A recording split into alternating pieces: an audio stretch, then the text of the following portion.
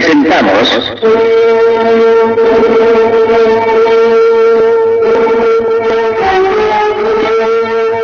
Piratas y Corsarios.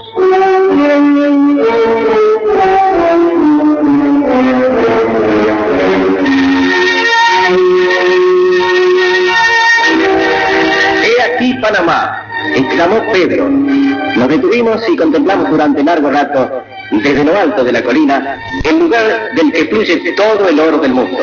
Se podían distinguir los galeones del puerto, la flota del Pacífico con barcos llenos de oros del Perú. Nuestro capitán extendió la mano hacia la bahía y dijo: mirad, ese es el lugar donde los españoles cargan sus galeones. Algún día pasaré por allí con todas las velas desplegadas. ¿Os gustaría estar también vosotros? El lugarteniente Osenham, antes que ninguno, dijo: Capitán Drake, aunque me echarais a latigazos, os seguiría.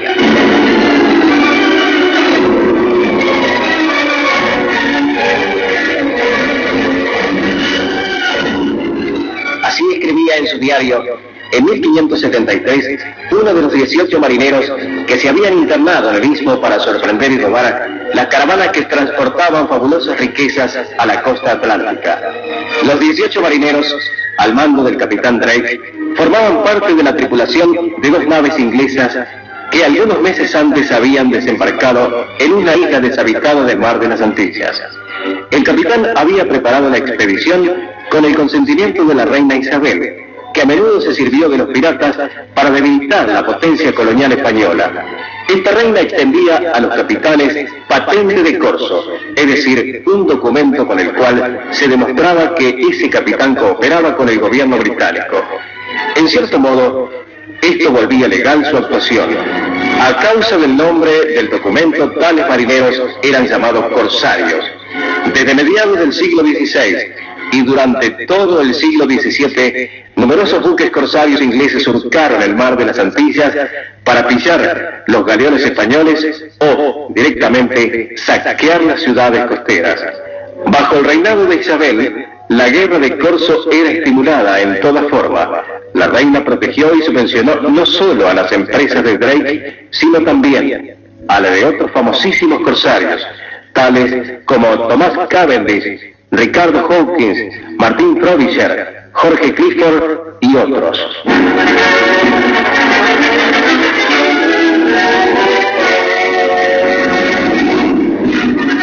Los bucaneros.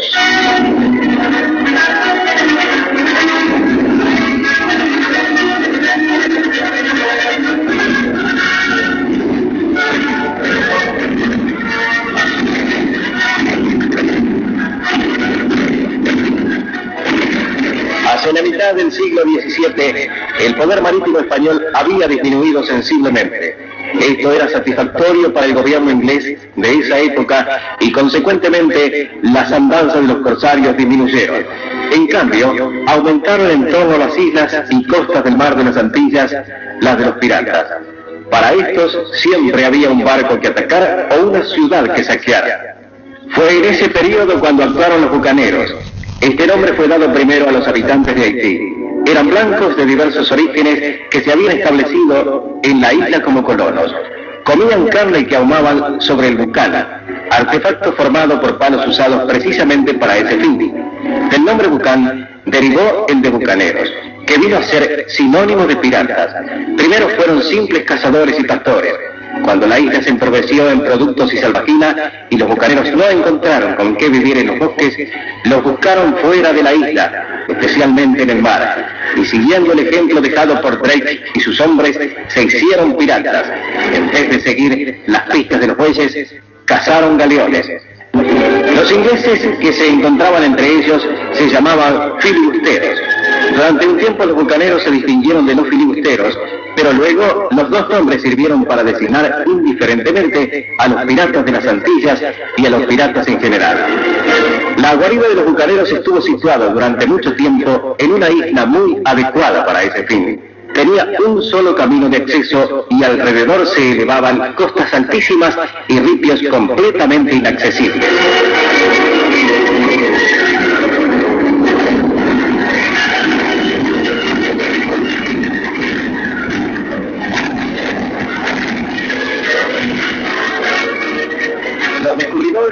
de la isla se habían comparado al dorso de una enorme tortuga, y por eso la denominaron la Tortuga. De ese refugio y luego de otros situados sobre las costas de Jamaica, partieron las expediciones de los más grandes y crueles piratas de la época: Bartolomé Portoghese, Francisco Nau, llamado el Olonés, Roque, el brasileño, y Henry Morgan.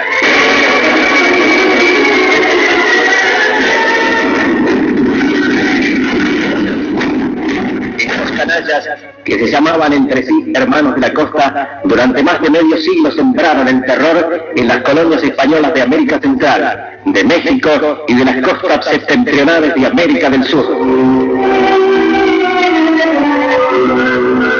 Táctica de combate.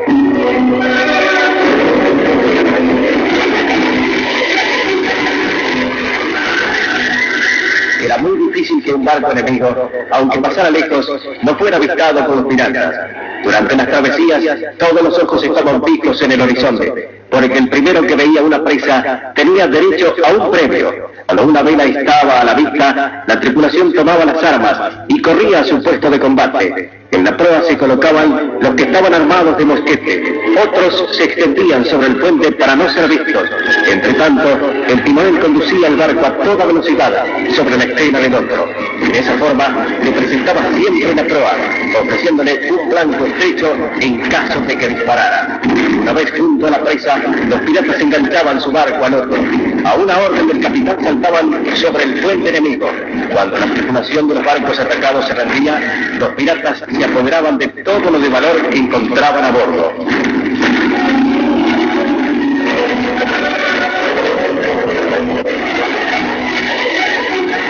Las leyes de la piratería.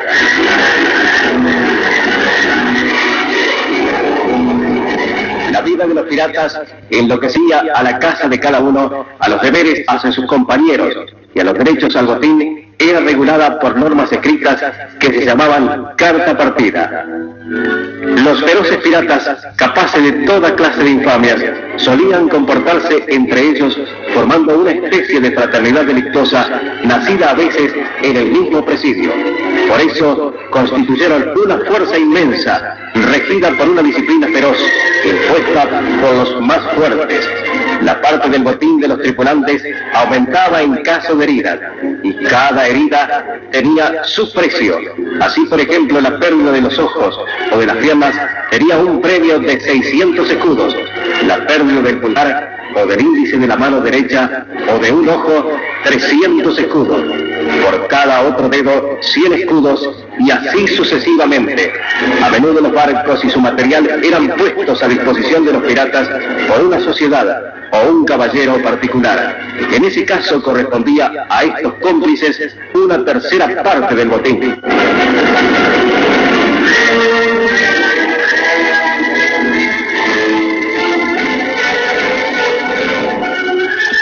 Hoy hemos presentado